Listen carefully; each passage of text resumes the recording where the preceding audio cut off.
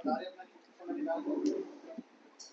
और हमें आगे जो हमारी भागवत कथा हो रही है 28 तारीख से, इसकी पूर्ण जानकारी के लिए श्रीमती पूनम अग्रवाल से निवेदन करूँगा कि इस कथा के बारे में सब पूर्ण जानकारी। सभी को जय श्री राम। हमारे शहर के क्षेत्र डेल्टा 1 में पीपल महादेव मंदिर है, वहाँ पर श्रीमद् भागवत कथा का आयोजन किया है। जो ये वनवासी क्षेत्र है उसके बच्चे वहाँ से शिक्षा प्राप्त करके ये लोग यहाँ पर आकर के भागवत करेंगे। और ये बच्चे आदिवासी क्षेत्र से निकाले हुए हैं और आदिवासी क्षेत्र में जा करके एकल श्री हरि का जो ये संस्था है, ये वहाँ जाके उन बच्चों को अलग अलग क्षेत्रों में जाके संस्कार क्षेत्र बना करके संस्कार सिखाते हैं। और उन्हें जो बच्चे कन्वर्ट हो चुके हैं, जो लोग वहाँ पे कन्वर्ट हो चुके हैं, उनको वहाँ से दोबारा निकाल के सनातन की तरफ लेकर आ रहे हैं।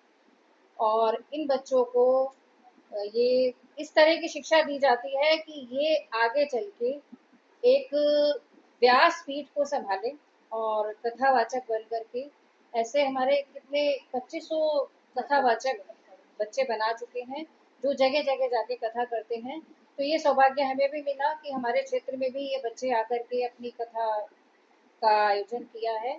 और इस कथा को सुनने के लिए हमें जरूर जाना चाहिए और मैं सभी से आग्रह करूंगी कि इस कथा को सुनने के लिए सभी लोग आए और इन बच्चों का मनोबल बढ़ाएं और हमारा भी मनोबल बढ़ाएं। जैसा कि पूनम जी ने बताया कि लगभग 2500 बच्चे इसको प्राप्त कर चुके हैं, जो कथा भागवत कथा चली है व्यासपीठ में। और वो लोग वो है, वो बच्चे वो है जिनको पहले जैसे हम बात करेंगे हिंदुस्तान ने पाकिस्तान की कर रही है, क्योंकि वो लोग यहाँ से चले गए, उनको वापस दोबारा जब बांग्लादेश के या उनके कुछ ऐसे बच्चे होते हैं छोटे, जिनको हम दोबारा से अपनी संस्कृति में लाना चाहते हैं। तो लगभग ऐसे 2500 बच्चे हैं जो अपने पूरे ज्ञान को प्राप्त कर चुके हैं और जगह जगह पूरे देश में जाके वो भागवत कथा का आयोजन करते हैं। आगे की जानकारी के लिए सरोज कमल जी आप जानकारी दीजिए। जय श्री राम।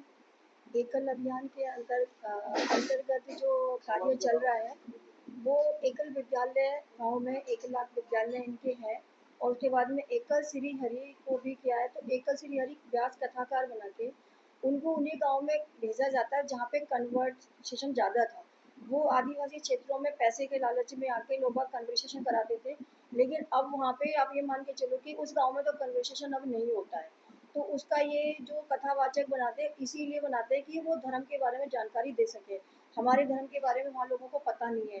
जैसे ये लोग कह देते हैं कि आपका हिंदू धर्म क्या है, आपका भगवान क्या है, तो उनको पता ही नहीं है कि हमारा भगवान कौन है, कैसा है।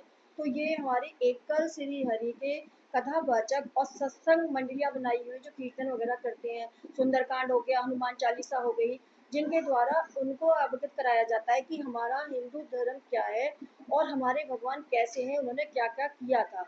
इसी तरीके से इनके रथ यात्रा भी चलती है, रथ चलते हैं, जो हमारा छोटा हाथी होता है, बड़े हाथी बड़े ट्रैक से नीचे छोटा होता है उसमें, तो उसमें भगवान की अपने मंदिर स्थापित किया जाता है। 2 लोग उस पर कार्यरत रहते हैं और उन्हीं गांव में जा जाके वो वहाँ पे आपका रामलीला हो गया, कृष्ण लीला हो गया, महाभारत हो गया, मंदिर में पूजा करना। जब वो रथ यात्रा भी उनके गांव में जाती है तो भी वहाँ पे वो लोग कलश यात्रा निकालते हैं और उनको उसके लिए अवगत कराते हैं। वो हर गांव-गांव में वो हमारे कम से कम 50-60 के करीब, वो भी 60,000 के करीब भी वो भी रथ हमारे चल रहे हैं। उनकी संख्या एक्यूरेट मुझे नहीं पता है। और इसी तरीके से गाँव में ही इन्हीं लोगों को ही तैयार किया जाता है। वहाँ के जो 12th पास हुए, बीए पास हुए, उन्हीं बच्चों को शिक्षित बनाया जाता है। उनको बना के फिर स्कूल में उनको सिखाया जाता है। और संस्कार केंद्र का सिखाना, आपका जैसे किसी में आपके डिजिटल की नॉलेज नहीं है तो डिजिटल के लिए इनकी बैन है, उसके अंदर लैपटॉप वगैरह लेके उन बच्चों को डिजिटल की जानकारी भी देते हैं। उनको कोर्स कराते हैं 6 महीने, साल भर का, इस तरीके से कोर्स कराते हैं और आरोग्य का भी कराते हैं। खेती के बारे में, जो ऑर्गेनिक खेती हमारी लुप्त हो चुकी है, उसके बारे में भी ये लोग काम कराते हैं किसानों को, जिससे कि किसान खेती बना करे और उसकी जो हम लोग यूज़ करें। तो हमारे यहाँ खेती में अभी इन्होंने सरसों का तेल और हल्दी का उपयोग कर रहे हैं, तो जो हम लोग अभी ग्रेटर नोएडा में काफ़ी लोग उसको यूज़ कर रहे हैं, उसका भी किसानों को स्वावलंबन बना रहे हैं। बाकी इनका कार्य बहुत लंबे उस पर चल रहा है, बहुत ज़्यादा चल रहा है। इसके बारे में जितना कहूँगी मैं, मेरे को ज़्यादा इतना भी नहीं है, जितना भी कहा वो बहुत कम है, इससे ज़्यादा मैं इसके बारे में और धीरे धीरे। पूनम जी, कथा का समय क्या रहेगा? कथा का समय हमारा 4 से 7 बजे तक रहेगा।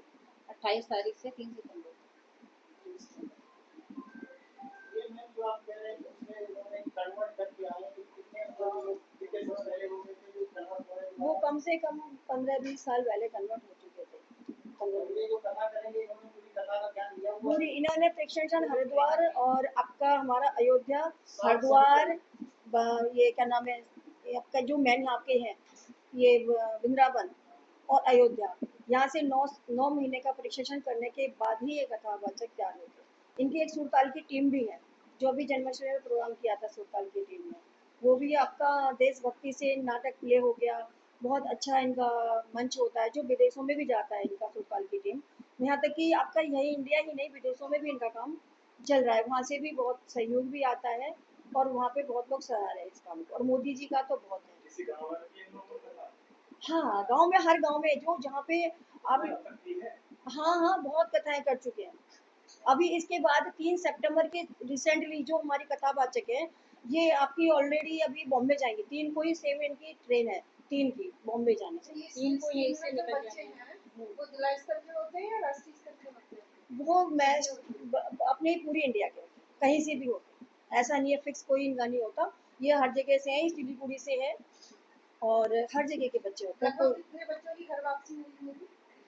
लगभग तो इसे अंदाजा तो नहीं लगा सकते, लेकिन मैं एक तो इनको जानती हूँ, खेमा चंद जी को ही जानती हूँ, एक तो यही है जिनको मैं जानती हूँ।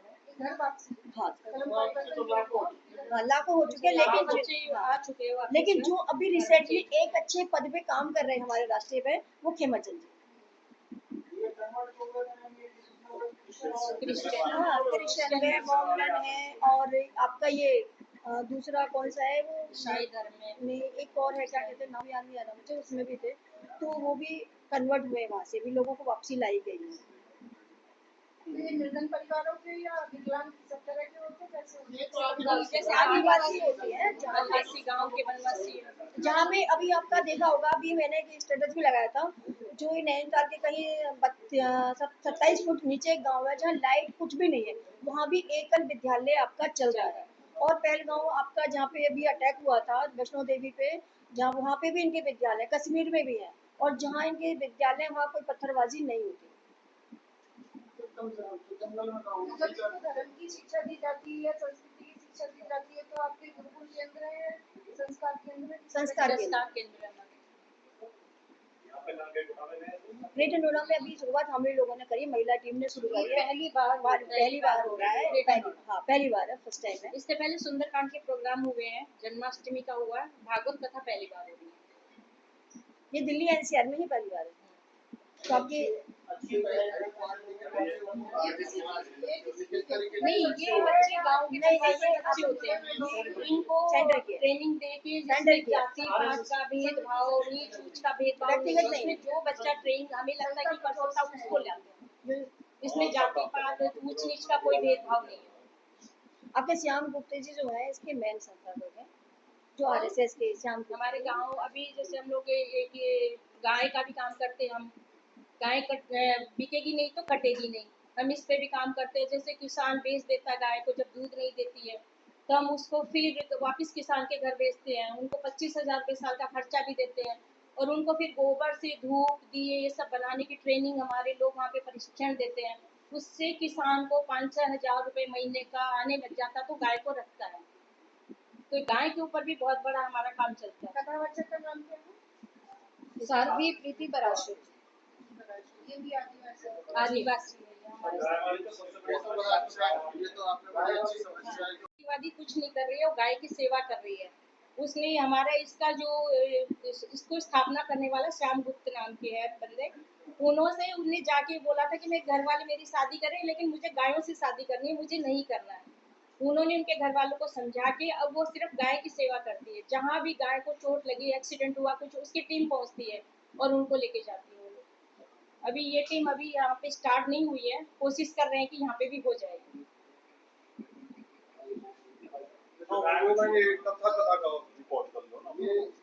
जो ये कथा होने वाली है, तो तो ये किस विषय पर आधारित होगी? भागवत ही भागवत वो कथा दी है और श्रीमद् भागवत कथा है। हाँ जी से निवेदन करता हूँ, एकल संस्था द्वारा श्रीमद् भागवत कथा का आयोजन 28 अगस्त 2025 से 3 सितंबर 2025 तक रोजाना सायं 4 बजे से 7 बजे तक किया जाएगा।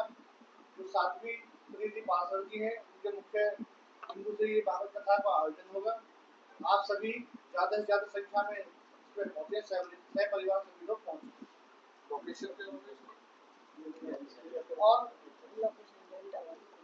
डेल्टा वन पीपल महादेव स्थान पीपल महादेव पीपल महादेव मंदिर है डेल्टा सेक्टर डेल्टा 1 में, वहाँ पर इसका आयोजन किया जाएगा।